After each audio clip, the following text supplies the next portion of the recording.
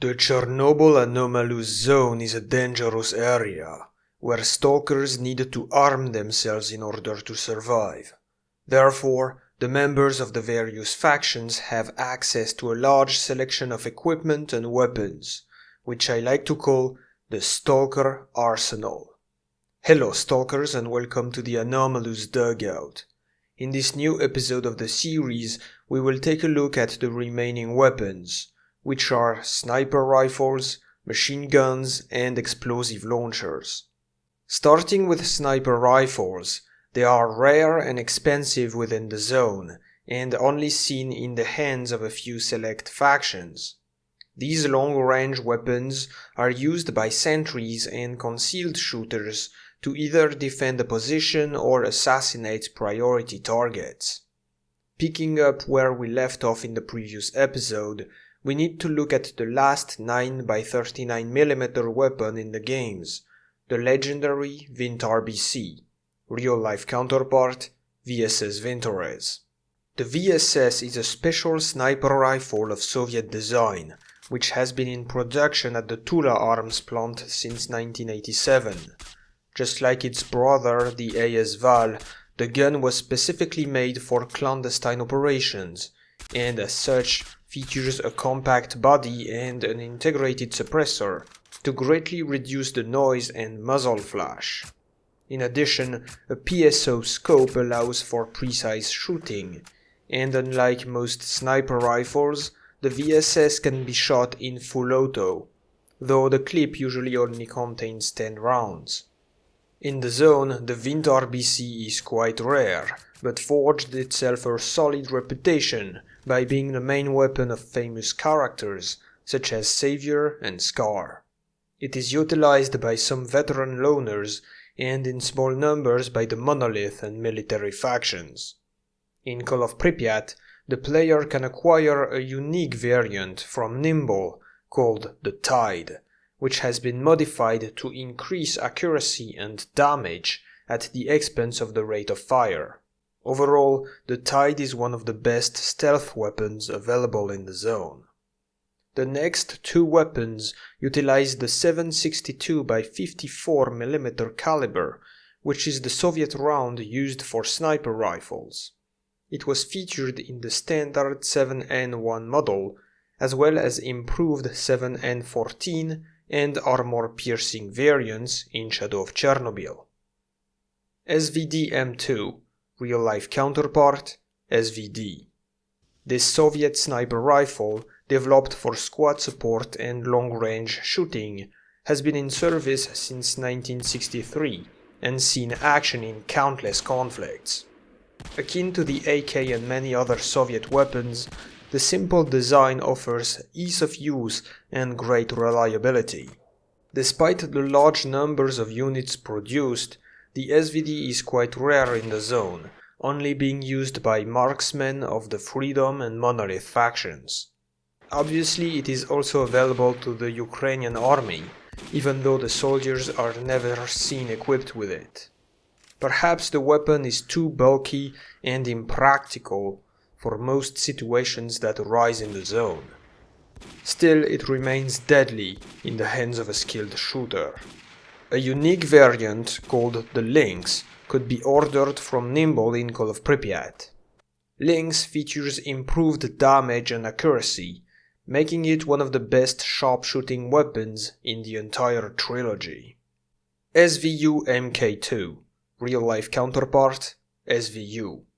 The SVU is a modernized, reworked version of the SVD which entered the Russian service in 1994.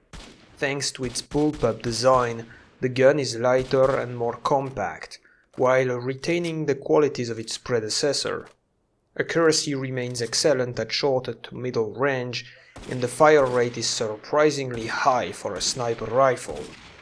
Just like the SVD, the SVU is a rare sight in the zone, and utilized by the same factions being the military, Freedom, and Monolith. One unique variant, the SVU-2A, could be bought from Nimble in Call of Pripyat. Apparently this model used to belong to the Freedom expert, Max. and it features an increased rate of fire. Considering the fire rate of the base SVU was already quite high, this means the SVU-2A is a force to be reckoned with. Gauss Rifle, real-life counterpart, coil gun? The Gauss Rifle, also known as Item 62, is an electromagnetic weapon developed by scientists inside the clandestine laboratories of the zone. The firing principle of the Gauss gun appears to be somewhat similar to real-life coil guns, which use electromagnets to accelerate metal projectiles. However, the Gauss rifle from S.T.A.L.K.E.R is loaded with special batteries, containing fragments of the flash artifact as an energy source. After acquiring the schematics of Item 62, the technician Cardon could also engineer his own homemade batteries. In Clear Sky, the version featured was a prototype called EM1, powered by accumulators, and which did not shoot lethal projectiles. Instead, the EM1 was used to disable electronic devices at long range. During their operation at the power plant, the Clear Sky faction counted on S.T.A.L.K.E.R to fire the EM1 at Strelok to weaken his psi protection. In the other two games, the Gauss rifle properly appears in its final form, basically a super sniper rifle with maximum range, damage and accuracy. The projectiles have no drop and offer incredible speed and penetration capabilities. Its only drawbacks are the heavy weight and slow rate of fire. The weapon was used by several monolith masters in Shadow of Chernobyl, and a single monolith preacher in Call of Pripyat. If you are interested to learn more about the history of the fascinating Item 62, I suggest you watch my video about the testing workshop, the place where the Gauss technology was tinkered with. Moving on to heavy weapons, they are even more uncommon than sniper rifles in the zone. However, there are some situations that do require unusual destructive power to be dealt with, and that's why we have explosive launchers and machine guns. RPG-7U, real-life counterpart, RPG-7. This well-known rocket launcher of Soviet design has been in production since 1961 and used in many conflicts all over the world. Indeed, the RPG's great efficiency, simplicity and low cost has made it a very popular choice of anti-armor weapon, becoming the most widespread of its kind. The in-game version is fitted with a scope for more accurate destruction of the target. The launcher can fire a variety of different projectiles, but the games only feature one type of rocket. The descriptions indicate that it's an OG-7V, but considering its appearance, in reality it looks more like a PG-7VL. Anyway, the few RPGs found in the zone probably come from army depots, which is ironic because it is mainly used to shoot down military helicopters. RPG enjoyers include the stalkers from the Mercs, Monolith and Clear Sky factions. Unsurprisingly, it does not feature any special variants in any of the games. Bulldog 6, real-life counterpart, RG-6. The RG-6 is a Russian revolver type of grenade launcher in service since 1994. It is designed to hold and fire 6 VOG-25 grenades, the same ones used by the GP-25 grenade launcher mounted on Soviet assault rifles. Of course, the RG-6 is a heavy, bulky and long-to-reload weapon, but when in position, it provides firepower like no other gun. I guess this is why it somehow made its way into the zone, where apparently it is used to destroy large waves of mutants. Though we've never seen it being wielded in the field by any faction, Freedom has managed to acquire and stash 2 Bulldogs at the time of the events of Shadow of Chernobyl. Just like the RPG, it does not feature any unique variants. RP-74, real-life counterpart, PKM. This belt-fed Soviet machine gun was a 1969 improvement of the PK machine gun originally designed by the legendary Mikhail Kalashnikov in 1961. The weapon uses large ammo boxes containing 100 rounds of 7.62x54 pp made specifically for machine guns. The PKM is heavy, cumbersome, and highly inaccurate, but provides great firepower.